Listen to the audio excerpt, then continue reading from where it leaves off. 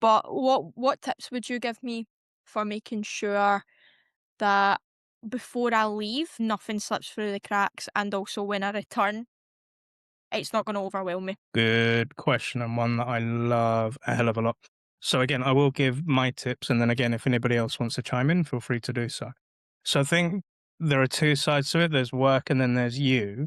On the work side, I'd always look in your CRM for this week and the week that you're off for any meetings that are to be held and list them down. And any opportunities that you're waiting to be converted as well, list those down.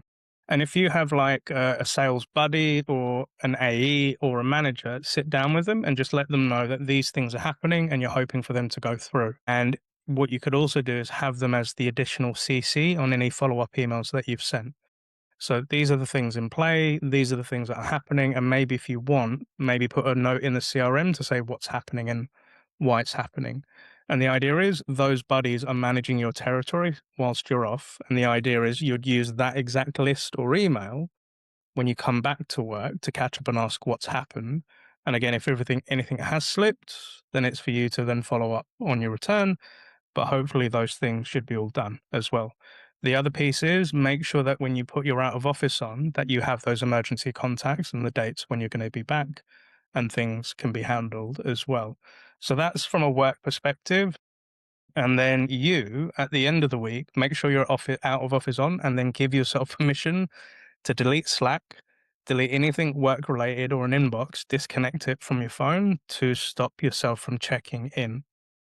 And what you can say to your people that are going to be looking after your stuff is that, look, you can bell me or call me in an emergency situation, but you should have everything in the CRM, the notes and everything. So it's most likely you're not going to, but you offer that, but it's not really going to happen as well, right? Then the other side of it is when coming to you, when you typically go on your first couple of days of holiday, it will take you a couple of days to adjust to that and switch off. So give yourself permission and say, it's going to be fine. It's going to be fine. And then, yeah, just enjoy your holiday. Now, when you come back, I think one of the worst things that you can do is try to come back at 100% capacity as if you haven't taken the holiday. So diving straight into the meetings, doing the catch ups, doing all of that, prospecting and, cold calling, all of that. I think that is not I think that's not the greatest way to go into it. The way that I've seen, and I've done this with you, Kirsten, in the past, is I always look at my first week that I'm back to 60% of capacity at the beginning of that week. The main priority is what needs to be caught up on is on first day, just a list, like a shopping list of the things you have to do, but you're not actually going to do them. The second priority is to schedule your catch ups with your buddies to get updates. And then as you get towards the end of the week, you're probably at about 80% capacity. And then the week after that, that's when you're back at 100%. So I think it's a safer way for your mindset and mental health rather than going gun ho on your first week back. But Kirsten, how does that land? Yeah, no, that's good. I put some handover time in for tomorrow and Wednesday just so I can, like, catch up with the team and go, "This is urgent for me," or "This is, like, a priority, like, if anything comes in," or "Could you reach out XYZ?" And then because I get all the meetings that come via inbound in the website, Mm, I'm hand over to my manager, so any bookings over the next week will go divert to my manager rather than me. Because respectfully, I'll not be present. I'll be gone.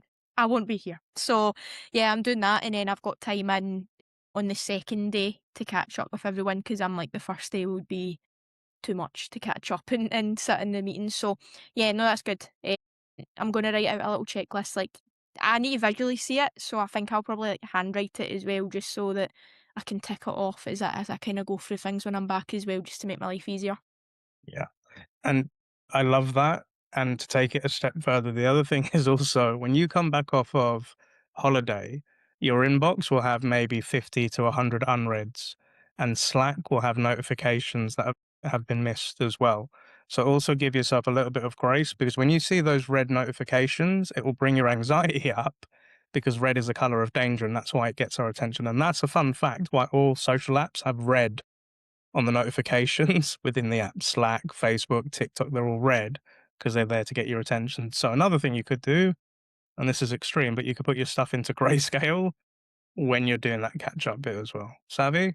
Yep. Does anybody else have any tips when, taking time off of work and returning to work to ease things in?